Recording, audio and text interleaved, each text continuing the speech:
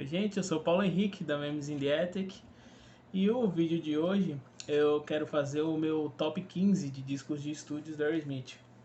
Então assim, já deixando claro, é uma opinião completamente pessoal, né? Esse top 15 aqui é só tô abrangendo os discos de estúdio, né? Então são de 100 discos ao vivo, sem coletâneas, só os discos de estúdio, certo? E os discos que eu mais gosto, do melhor para o pior. Não vou aprofundar muito sobre cada disco, porque mais pra frente vai ter vídeo sobre cada um, né? Mas vou contar um pouquinho da minha historinha com eles, tá bom? E o porquê de cada um tá na posição que tá. Então, em 15º lugar, aliás, antes de qualquer coisa, só vou mostrar os discos em formato vinil, que já que eu consegui completar a coleção toda em vinil dos discos oficiais, tem que tirar uma ondinha também, né? Então, em 15º lugar, nenhuma surpresa, Just Push Play. Eu falei mais profundamente sobre ele num vídeo essa semana, quando completou 20 anos, e como eu disse lá, não é que é abominável que eu não consigo escutar, que dentro da obra do Aerosmith é o disco que eu considero mais fraco, né? Mas a versão em LP é a coisa mais linda do mundo. Então tá aqui, 15º lugar, Just Push Play. Quem quiser saber mais sobre o que eu penso sobre ele, as curiosidades sobre o álbum, eu fiz um videozinho falando sobre no começo dessa semana, foi no domingo, se eu não estou enganado. Mas enfim. Em 14º lugar, o disco mais recente de estúdio, Music from Another Dimension. Eu vou te falar que quando ele saiu, assim que saiu, eu me empolguei um pouco com ele. Eu consegui ver algumas deficiências, né? Tipo, disco um pouco longo, o final dele se arrasta entre baladas e músicas do Joe, não tem problema, né? Mas assim, eu achei que ficou mal escolhido o tracklist, mas eu me empolguei muito com ele na época, e eu acho que ele não cresceu com o tempo. É óbvio que tem aqui uma das minhas músicas favoritas da Aerosmith, Street Jesus, mas é um disco que eu mexeria em algumas coisas para eles continuar assim crescendo com o tempo. Mas a versão em LP dele também é bem linda, em vermelho e tal, enfim. Então, 14º lugar, Music from Another Dimension. Em 13º lugar, um disco que normalmente as pessoas colocam ele como o último, mas eu acho que normalmente de forma injusta. Ele já esteve à frente no meu ranking, esse ranking sempre muda. Então assim, se eu fizer esse ranking de novo semana que vem, vou mudar coisa. Tem algumas posições que não mudam, mas assim, ali na meiuca tal, talvez mude. Que é o Rock na Hard Place. Então assim, eu acho ele um disco bem divertido. É óbvio que ele não vai ter a mesma força da fase clássica. E o que eu digo de injustiça em relação a ele, porque normalmente as pessoas colocam ele como o pior pelo fato do Joe Perry não estar na banda, né? E tipo, uma coisa não necessariamente tem a ver com a outra. Né? O fato que o Joe não está na banda não quer dizer que o disco vai ser ruim por isso. E reparem que nem falam do Brad não estar na banda, pelo fato do Joe não estar na banda. Mas é um disco divertido, tem umas músicas pesadas, Jailbait, por exemplo. Rock na Hard Place é uma boa música. Cry Me a River é muito legal, esse cover da Julie London. Bolivian Ragamuffin, que inclusive quando eles iam tocar na Bolívia em 2016 eu fiquei na expectativa, será que vai rolar essa música? Porque em 2007 na Índia teve Taste of India, né? Mas o show foi cancelado e nunca saberemos, né? Mas tem bons momentos. Aqui realmente, aí é o mesmo caso do Just Push Play. Dentro da obra da Aerosmith completa, é um disco um pouco abaixo. Mas assim, se a gente pensasse que o Aerosmith são esses 5 caras, né? O Rick e o Jimmy no lugar do Brad e do Joe, é um disco divertido. Então, e ainda mais se você pensar que o Steven, do jeito que estava, assim, não só o Steven, mas a banda como um todo, o resultado ainda é bem mediano. Então, tipo assim, passa de ano, pelo menos. Passa raspando. Não é o melhor aluno da classe, mas passa de ano. 12º lugar, o álbum subsequente, Done With Mirrors. Então aqui é um disco que eu julgo um disco divertido. Ele não vai tirando Let The Music Do The Talk, que pra mim realmente é a música mais forte do álbum. E ela não é da Aerosmith necessariamente, mas é uma versão muito boa. Ele tem outros grandes momentos, My Fist Your Face, Darkness, Shame on You. Então tem coisas bem legais que dá pra pensar aqui e ali. Realmente, o Joe, até no livro, ele critica, diz que é um disco que não tá no, no mesmo patamar da obra da Aerosmith, mas assim, de novo, passa de ano, é um nota 6, ele não tem.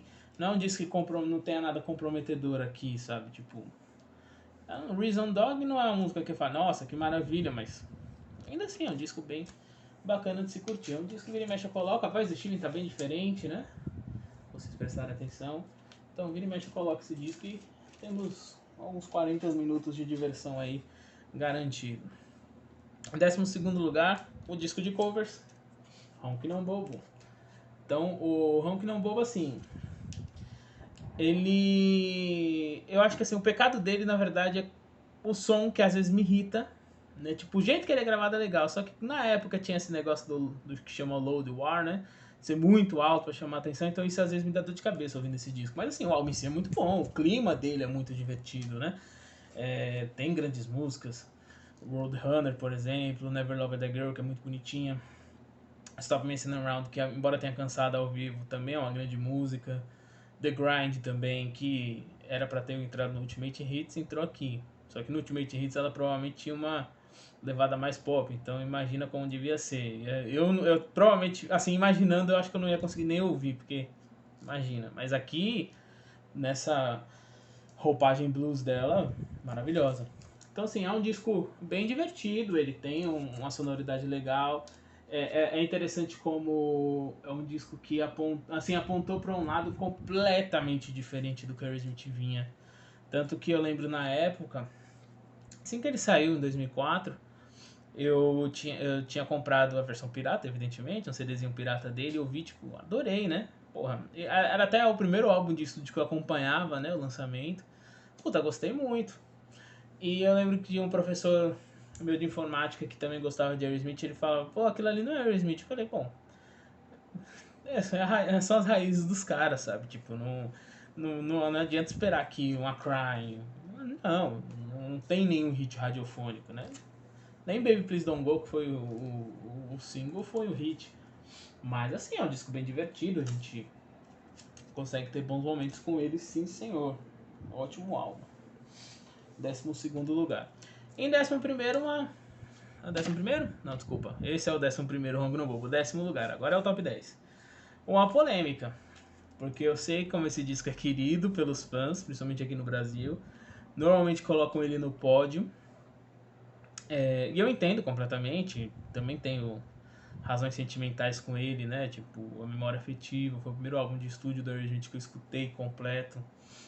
Mas assim, pra mim, do que eu gosto de ouvir da Aerosmith, ele não tá entre os primeiros. Quem tá? Beleza, ótimo. Eu quero até que vocês comentem aqui embaixo, né? Qual é o seu. Mas é o Nine Lives. Então é um disco muito divertido? É muito divertido. Mas às vezes ele também me cansa. Mesmo problema do mesmo que o Final da Dimension. Ele é longo. A versão americana, na verdade, ele é até razoável. Só 13 músicas, né? Mas, por exemplo, essa versão do LP tem a I Don't Wanna Miss a Thing. Que ela nem. Eu entendo que é óbvio por questão mercadológica. Tinha que ter ela aqui, né? O bônus. Mas é um álbum que às vezes me cansa. Tipo assim, às vezes eu tô escutando ele, quando chega ali na 10ª música, eu, sabe, tipo, já começo a viajar demais, sabe? E eu acho que nesse caso, dependendo do que você goste, como eu gosto de umas coisas mais assim, old school do Aerosmith, às vezes me cansa um pouquinho, né? Mas assim, é divertido, é ótimo. Eu vou falar isso com todos, né? Tipo, eu sou fã do Aerosmith, embora eu fique zoando na página e tal, tenho minhas críticas, todos os discos aqui eu gosto de alguma forma, né? Tenho carinho. Agora, sempre que eu criticar, falar, tal coisa é ruim, é porque é dentro do que eu analiso na obra da Aerosmith, o que eu penso como obra da Aerosmith. Então, como eu disse, o Nine Lives pra mim, normalmente ele não tá nem no top 10. Mas fazendo a lista hoje, eu tinha ouvido ele há pouco tempo, aí ele acabou subindo um pouquinho, né? E entrou no top 10. Mas assim, eu sei que eu sou exceção da regra, né? Que principalmente aqui no Brasil as pessoas gostam muito desse álbum, né? Então, em 10º lugar, Nine Lives. Em 9º lugar, Permanent Vacation. Primeiro disco da fase MTV de fato, né? Que a gente teve os hits Dudes Like a Lady, Angel, Ragdoll, foram assim os primeiros clipes a rodarem com frequência na MTV. Aliás, até dá um bom tema de vídeo, hein, a relação da gente com a MTV. Então é um disco muito legal, muito legal. Magic Touch, por exemplo, o Steven diz que tem vergonha, tinha vergonha pelo menos, por ser muito comercial. Quem te viu, hein, Steven? Ok, ó. Quem te viu, hein, Steven? Falando que era comercial de a música e as coisas que vocês fizeram depois. Paciência. Volta aqui. Mas, por outro lado, eu acho que assim, tem algumas coisinhas que eu... Uma música que me incomoda um pouquinho, que eu tiraria, seria Simoraya. Ela não é ruim, óbvio que não. Só que tem um Zenolf que tava ali, e aí pra mim não tem muita lógica deixar uma música como um Zenolf de fora, deixar sem Mariah, que é meio apagado, os fãs também quase não lembram. Eu tenho certeza que esse deve ser o primeiro vídeo no YouTube que cita ela, óbvio que não. E ela foi até tocada ao vivo umas 2 vezes. Mas assim, é um disco bem legal, é o primeiro disco ali que o Bruce Fairbairn fez, a produção, e é muito divertido. Que você tava ouvindo hoje ele cedo, e é bem hardão dos anos 80, ele é bem contemporâneo pra época dele. Em 8º lugar, Night in the Roots. É um disco que, da discografia dos anos 70, é bastante esquecido, as pessoas às vezes botam ele de lado, não lembram dele, mas eu gosto muito, muito, muito. Ele é um disco pesado, ele tem grandes canções, No Surprise, ele tem Cheesecake, 3 Miles Mile, Chiquita. Então são assim, Bone to Bone, eu falei Bone to Bone, não lembro. Mas assim, são grandes canções, que ele já em si já tem grandes canções, mas na mesma época o Joe Perry estava preparando o que viria a ser o álbum solo dele. Ele ainda não tinha saído da banda, mas então ele já estava segurando algumas coisinhas que foram parar no álbum solo dele, Let the Music Do The Talking, aí depois que ele saiu da banda, e que eu julgo assim, puta, se isso aqui tivesse no Aerosmith, no Night in the Ruts, não digo no lugar, deixa eu ver cantar o meu Joe Perry Project. Tipo, não vou conseguir pegar. Tipo, Conflict of Interest, Let the Music Do The Talking. Tudo bem que eles acabaram corrigindo Let the Music Do The Talking, botando no With Mirrors, mas Discount Dogs, Live at a Glance. São umas 3, 4 músicas ali que fariam esse disco provavelmente estar no meu top 3, top 4, pelo menos, do Aerosmith. Mas ele é bem legal. Né? Essa capa aqui era para ser era não, né? Chegou a ser o single, a capa do compacto de Ship Away the Stone de 78. O Joe fala até que achava que eles, como ele saiu da banda, ele largou mão do disco, né? Já que acharam que nem ia usar as partes dele de guitarra e que nem que iam tirar, né? Iam fazer a montagem para tirar ele aqui da capa para só deixar os 4. Mas não, é um disco da Aerosmith, até porque quando ele saiu em novembro, tinha, assim, o Joe saiu em julho, mas eles só foram fazer um anúncio oficial em outubro, junto com o disco, acho que 1º de novembro, então foi bem junto, assim, né? Tipo, ó, ele gravou o disco, mas não gravou o disco todo, embora tenha acreditado sim, seja acreditado o que ele fez. Em 7º lugar, Draw the Line. Pra mim, a melhor capa da Aerosmith, eu tá meio detonadinho que se diga. Mas também já tem tantos anos. Eu já peguei detonado, eu já tenho na mão, ele já deve ter uns 15 anos. É a minha capa favorita, esse desenho é muito, muito legal, velho. Muito. Nossa, eu até imprimi aqui um pôster grande dele, vou até pendurar depois. Essa capa é maravilhosa e tem, assim, grandes momentos. Draw the Line, que é uma peça fundamental nos shows até hoje. Eu sinto muita falta quando não tem. É uma puta música ao vivo. I Wanna Know Why é muito legal. Bright Light Friday foi a primeira vez que o Joe cantou sozinho. Kings and Queens, que é, assim, uma obra-prima, sabe?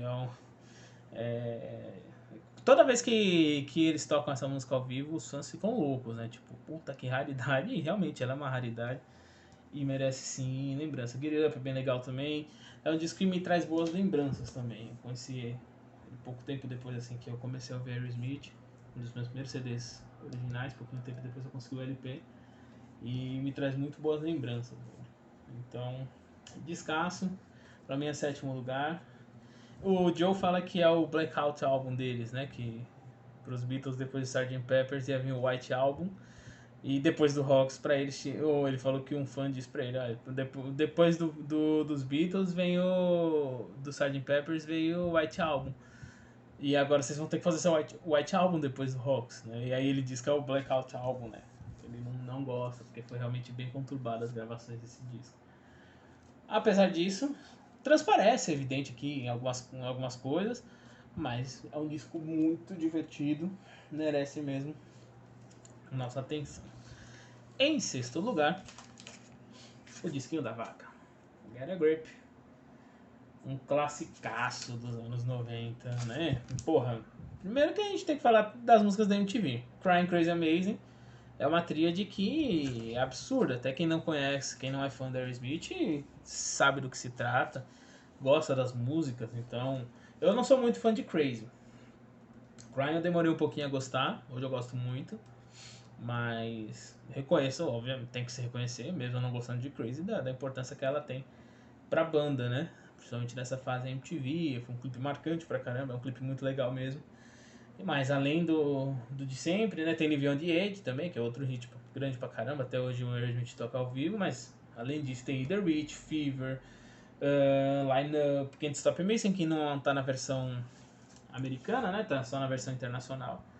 Mas eu conto aqui como como do disco, tem grandes momentos. E assim, e aí, voltando um pouquinho no Nine Lives, que assim, eu entendo que quem gosta muito do Nine Lives, respeito, mas na minha concepção eu não consigo ver o Nine Lives melhor do que esse. Então, tipo assim, o Nine Lives não consegue ser o melhor que o dos anos 90, quanto mais da carreira toda. E o Get a Grip é um descasso, velho, é um descasso pra cacete. Eu tenho muita nostalgia quando eu vejo essa capa aqui da vaga. Óbvio que eu não sou da época do lançamento. Mas eu tenho muita nostalgia quando eu vejo essa capa, quando eu ouço o álbum e tal. Que foi uma época muito boa, assim, quando eu tava descobrindo a banda. Então vamos agora ao top 5.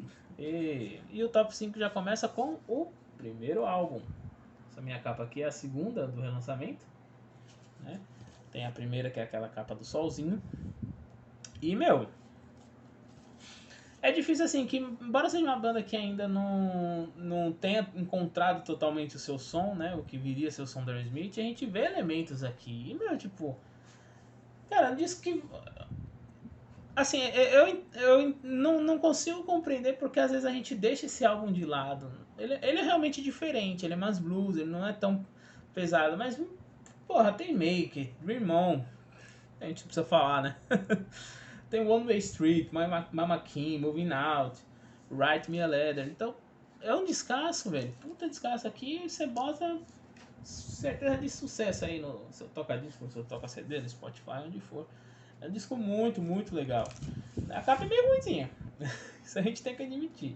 Seja qual for a versão. Mas é um disco que em si, embora a capa não... Eu até discuti isso no debate com o Weber, da Iron Memory. Não é uma capa que faça jus ao álbum, mas que disco, viu? Que disco. Puta álbum legal. Esse aqui a gente sempre tem que indicar, ó. Tudo começou aqui, ó. Puta álbum legal pra cacete. Em quarto lugar, Get Your Wings. Esse aqui dá uma felicidade de ouvir. Esse aqui é original da época, é americano. Reza a lenda que saiu ele aqui no Brasil também, mas eu nunca consegui encontrar nenhuma evidência disso, de fato. Tipo, que em vinil tenha saído. Saiu em CD muitos anos depois. Mas em LP eu nunca vi. Então a fotografia da Smith Nacional, até onde eu sei, começa mesmo com Rocks. Aí vem o Toys Eric depois, mas assim, dizem que saiu. Agora, descasso. O disco é muito legal, eu gosto muito do som. Ele tem assim momentos incríveis, Drink Up a Rolling, que não é da Aerosmith, né, mas virou, o Aerosmith tomou conta da música. Tem Same Old Song and Dance, Lord of the Fights, que até hoje todo mundo fica louco quando é tocado ao vivo. SOS, tem Seasons of Wither, que é a coisa mais maravilhosa do mundo. Woman of the World, que é muito boa. Bom, o disco todo, né? Acho que é o único ponto baixo, por assim dizer, é Spaced. Mas ainda assim é uma música legal. Pandora's Box também é muito boa. Então, tipo assim, a capa é linda, velho. Eu gosto muito dessa capa. Ela é meio With the Beatles, mas é maravilhosa, velho.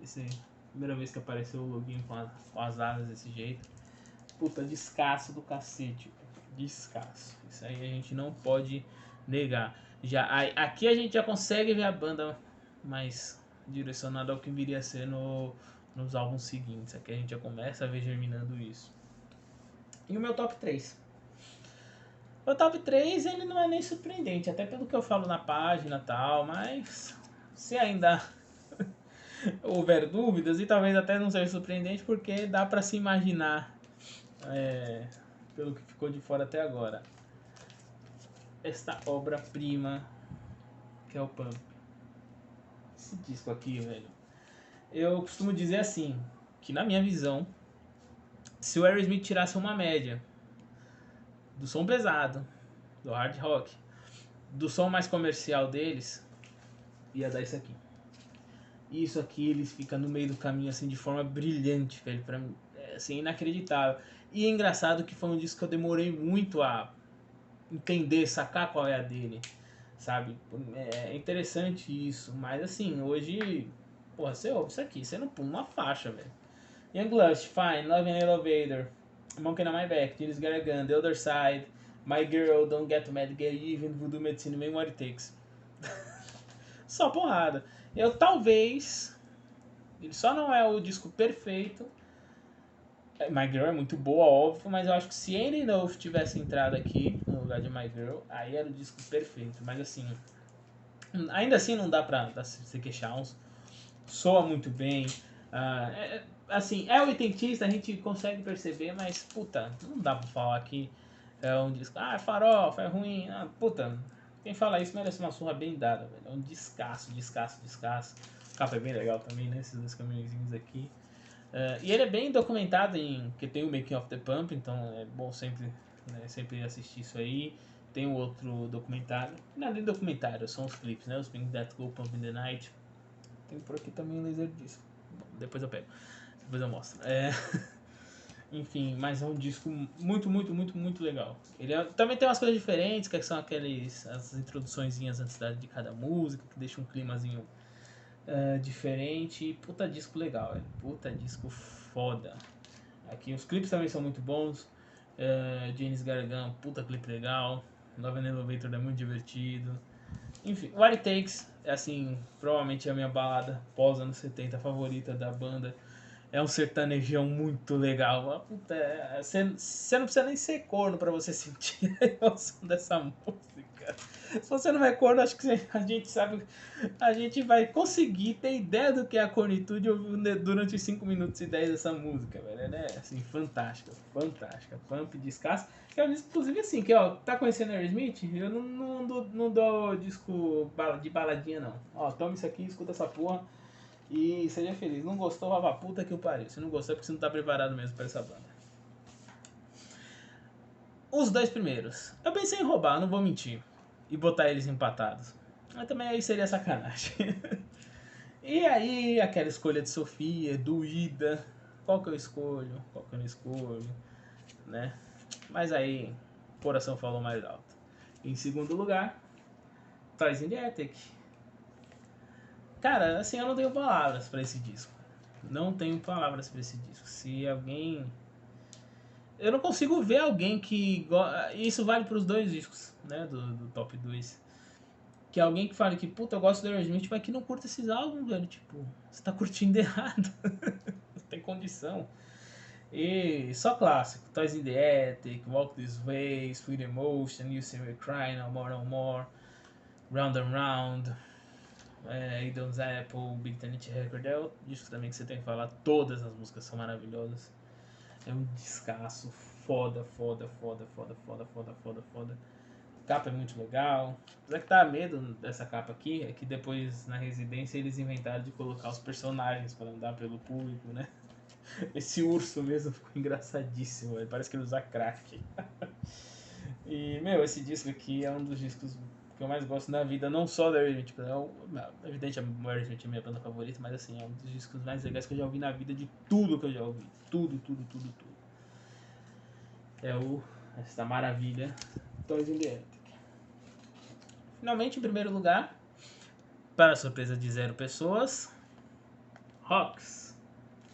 Isso é de fato um diamante. É o disco da minha vida, velho. Aqui não. Do mesmo jeito que eu falei do Toys, que é um dos melhores discos que eu já ouvi de tudo, o Rocks é o disco que eu mais gosto de tudo que eu gosto da vida, sabe? E olha que eu ouço muita coisa, tipo, além de rock e tal, eu ouço muito MPB, ouço sertanejo? Eu ouço tudo, né? Eu brinco às vezes que se for gravado até 89 eu escuto de boa. Então assim, eu ouço de tudo, de tudo, de tudo. Né? Tem coisa que é óbvio que eu não gosto. Não é preconceito assim de roqueiro, não. Não ouço axé, não ouço funk, essas coisas, mas. Embora eu more na Bahia, mas não ouço axé, eu não gosto disso, mas assim, respeito culturalmente o que eles representam. Então, de tudo que eu já ouvi da vida, o Rocks é o disco que eu mais gosto, assim, de tudo, velho. São 34 minutos, assim, que eu ouso não vejo passar. Começando com Back in the Saddle. Ultimamente, quando eu ouço ele, eu até ouço na versão quadrofônica, que pelo menos é alguma coisinha diferente, né? Mas Back in the Saddle, Last Child, Rats, Combination, Sick as a Dog, Nobody's Fault, Get the Lead Out, Licking a Promise, Home Tonight. Não tenho o que falar aqui. São 9 pedras preciosíssimas, sabe? São 9 discos, ou 9 faixas, aliás, de um disco perfeito. Pra mim, perfeito. Eu não tenho um A pra dizer desse álbum. Ah, não, tal. Não tem. Aqui não tem. Isso aqui não tem. Não. Pra falar qualquer coisa aqui que seja nesse sentido. Aqui os discos. Então, é isso. Tá? Eu quero que vocês deixem aí nos comentários os discos que vocês mais gostam. Pode fazer em ranking do melhor pro pior, do jeito que vocês quiserem. Vocês curtam, compartilham, comentam. E se cuidem, tá? Que a coisa tá pegando aí do Covid. E até mais. Valeu!